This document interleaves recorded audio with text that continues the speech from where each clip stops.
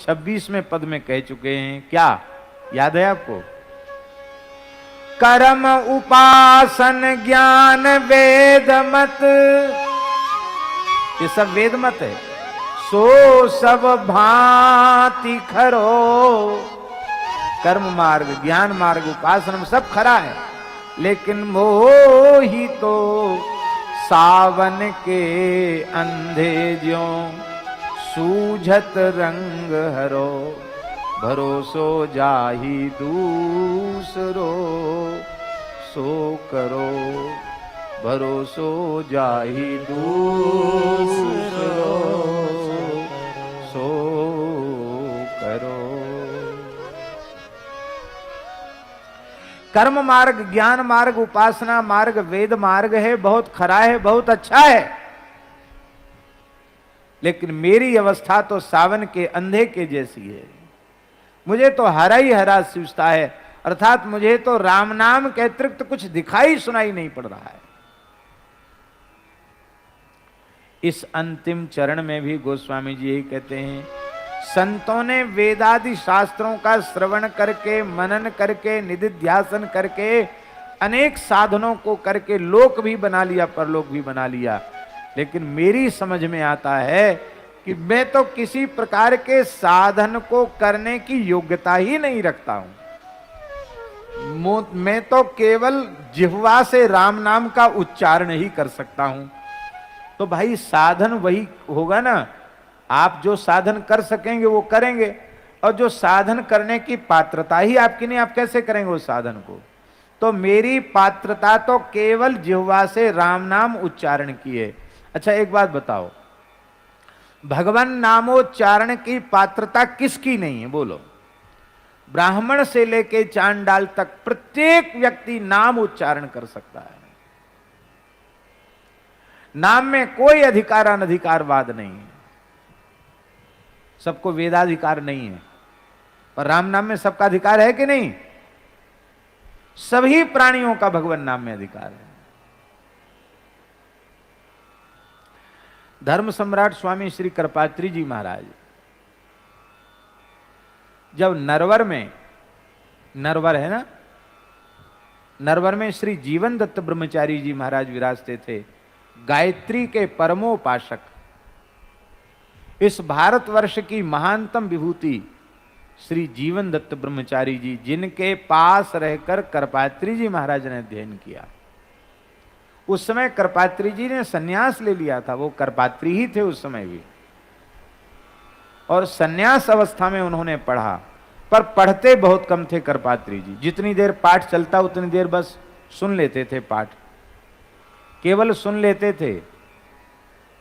वेदाचार्य जी, पुस्तक नहीं थी कृपात्री जी के पास, ग्रंथ नहीं था, कभी किसी की लेकर के ग्रंथ थोड़ा देख लेते थे, वो रखते थे नहीं, कुछ नहीं। कृपात्री थे, पैसा छूते नहीं थे, हाथ में ही भिक्षा लेते थे। पर एक बात थी, आहरनिश राम नाम का जप करते थे उस अवस्था में। आहरनिश भगवान नाम का जप करते रहते थे, उच्चारण पूर्वक। और उस नाम का ही प्रताप और प्रसाद ऐसा था कि कृपात्री जी महाराज को जो प्रज्ञा, जो मेधा जो प्राप्त हुई, वह लौकिक नहीं थी, वह सर्वथा अलौकिक थी। यह उनके नाम जप की महिमा थी, उनके भजन की महिमा थी। दूसरा शब्द ही नहीं बोलते थे, भगवान नाम ही निरंतर जपते रहते थे। यह उन्होंने सिद्ध करके दिखा दिया कि विद्यार्थी भी पढ़े जरूर, पर निरंतर यदि नाम का जप करे तो नाम में ही वेद है, और वेद में ही संपूर्ण वेदांग हैं। इसलिए जब भगवान नाम किसी जीव के भीतर प्रतिष्ठित हो जाएगा तो संपूर्ण वेदांग उसके भीतर प्रकाशित हो जाएंगे। अपने परिश्रम पुरुषार्थ से जो ज्ञान होगा वो लौकिक ही होगा ज्ञान, किंतु जो भगवत कृपा से होगा वो अलौकिक होगा। तो उन्हें जो कुछ ज्ञान मिला था वो कोई मनुष्य की प्रज्ञा से प्राप्त होने वाला ज्ञान नहीं था, अलौकिक ज्ञान था, और वह उनको केवल और केवल भगवान नाम के, राम नाम के आश्रय से उनको मिला था। हमने बहुत बातें सुनी। धर्म संघ वाले गुरुजी कहते थे कि एक बार स्वामी जी से काशी में लोगों ने पूछा कि आपका इष्ट क्या है। तो स्वामी जी बोले कि ये प्रश्न ही क्यों उठा कि हमारा इष्ट क्या है। बोले हम लोग तो सब चक्कर में पड़े हुए हैं। कोई कहता है कि राज राजेश्वरी भगवती त्रिपुर सुंदरी आपका इष्ट है, क्योंकि आप जब उस विषय पर प्रवचन करते हो तो आपके जैसा कोई वक्ता नहीं, और जब आप अद्वैत मत का प्रतिपादन करते हो तो आप कहते हो आप सविशेष को मानते हो, आप तो केवल निर्विशेष की सत्ता मात्र मानते हो, आपसे बड़ा अभेद ज्ञानी कोई दूसरा नहीं। और जब शिव तत्व का वर्णन करते तो आपसे बड़ा कोई शैव नहीं, जब शक्ति तत्व का वर्णन करते तो आपसे बड़ा कोई शाक्त नहीं। आप तो जो कहने लग जाओ बस उसी में लगता है कि हम लोग तो बड़े चक्कर में पड़ गए कि आपके इष्ट गणेश जी हैं कि शिव जी हैं कि नारायण हैं कि सूर्य हैं, कौन है आपके इष्ट। और वृंदावन में जब वो राधा सुधा निधि कहते थे स्वामी जी, तो वृंदावन के बड़े बड़े रसिक विद्वान वो दांतों तले उंगली दबा के रह जाते थे कि अरे ये सन्यासी महात्मा ये रस सिद्धांत की ऐसी सूक्ष्म चर्चा कैसे कर रहे हैं, ये वृंदावन का रस इनकी कैसे समझ में आ गया। विलक्षण बात थी। और वे जो कुछ कहते थे वह अपने आप में अद्भुत होता था, अनुपम होता था, अलौकिक होता था।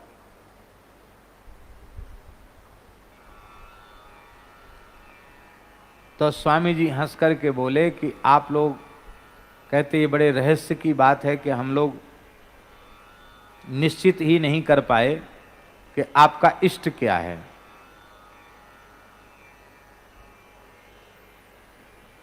तो स्वामी जी ने हंसकर क्या कहा कि जब आप लोग ही इसको रहस्य कह रहे हैं तो रहस्य तो तभी तक रहेगा जब तक छिपा रहेगा, उजागर होने पर तो रहस्य रह नहीं जाएगा। तो रहस्य को रहस्य ही बना रहने दो। जो जिस प्रकार का है वह उसको अपने जैसा लगना चाहिए कि हाँ ऐसा है ऐसा है।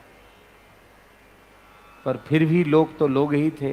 अंतरंग गोष्ठी वालों ने पूछा नहीं स्वामी जी कुछ ना कुछ संकेत तो करना पड़ेगा।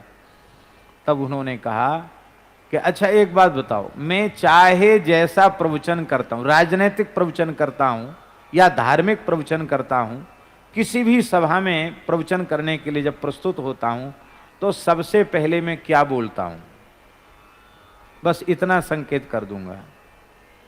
तो स्वामी जी बोलते थे हरि ओम तत्सत श्रीमते रामचंद्राय नमः, ओम नमः परमहंसास्वादित चरण कमल चिन्मकरंदाय भक्त जनमानस निवासाय श्री रामचंद्राय श्री राम जय जय राम। चाहे देवी पर प्रवचन करें चाहे देवता पर प्रवचन करें, वो सब जगह राधा सुधाधि पर प्रवचन करते तो भी कीर्तन श्री राम जय राम श्री राम जय जय राम। उन्होंने स्वीकार किया कि राम जी हमारे इष्ट हैं, पर बात इतनी सी है कि उन राम जी को ही मैं सर्व रूप में देखता हूं। वे राम जी ही मेरे गणपति हैं, वे राम जी ही मेरे शिव हैं, वे राम जी ही मेरी शक्ति हैं, सब कुछ मेरे लिए राम जी हैं। इसलिए मैं जिस तत्व का वर्णन करता हूं उस तत्व के रूप में श्री राम तत्व का ही वर्णन करता हूं। ये उनकी अद्भुत बात थी। ये बात पूज्य धर्म संघ वाले गुरु जी के मुखारविंद से सुनी हुई बात है।